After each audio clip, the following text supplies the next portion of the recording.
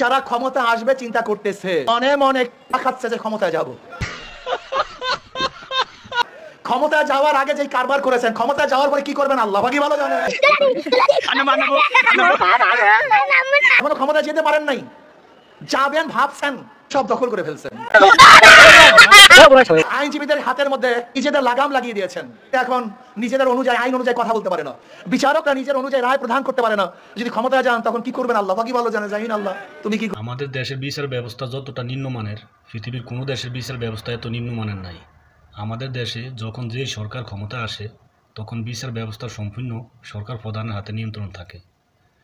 সম্মানিত ম্যাজিস্ট্রেট সাহেব বাস কলম নিয়ে বসে থাকে টেবিলের উপর, ওনার নিজে বিচার করবে, নিজে বিচারের রায় দিবে, সেই ক্ষমতা রাখে না। উপর থেকে ফোনে যা আসে তাই রায় দিতে হয়, রায় দিতে বাধ্য করায়।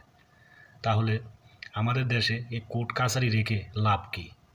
কোনো লাভ দেখছি না। অযথা জনগণের ট্যাক্সের টাকা দিয়ে এগুলো পরিচালনা করা হয়। আমাদের দেশে ধর্ষণের আসামি জামিনে বের হয়ে যায়, খুনের আসামি জামিনে বের হয়ে যায়। দেশের থেকে টাকা পাচার করে বাহিরে পাচার করে দিয়ে বাহিরে চলে যায়, ওইখানে রাজার হালাতে জীবনযাপন করে। বিশেষ করে যে দল ক্ষমতা থাকে ওই দলের সরকারি লোকেরা।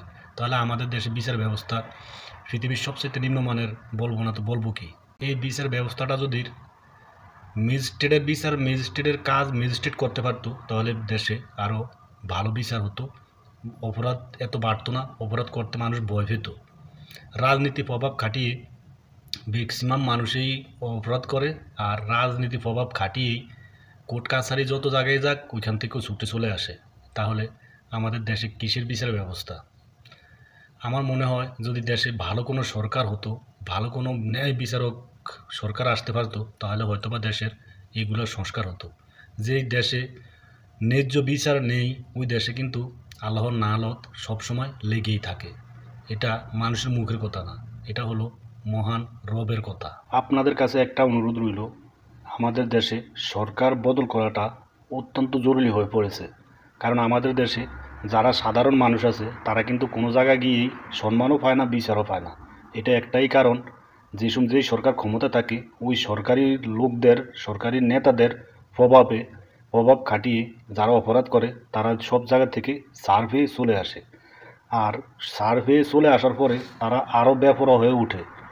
গ্রামে, মহল্লায়, শহরে, যে কোনো জায়গা বলেন, চাঁদাবাজি, দুর্নীতি, বিভিন্ন ধরনের অপকর্ম তারা করে তারা তো ভয় নেই। কারণ তারা জানে আমাদেরকে পুলিশ প্রশাসন যদি ধরে নেয় কতটুকু নিতে পারবে, কোর্ট পর্যন্ত, জেল পর্যন্ত, নলে 15 দিন, 20 দিন, 1 মাস আটকে রাখবে।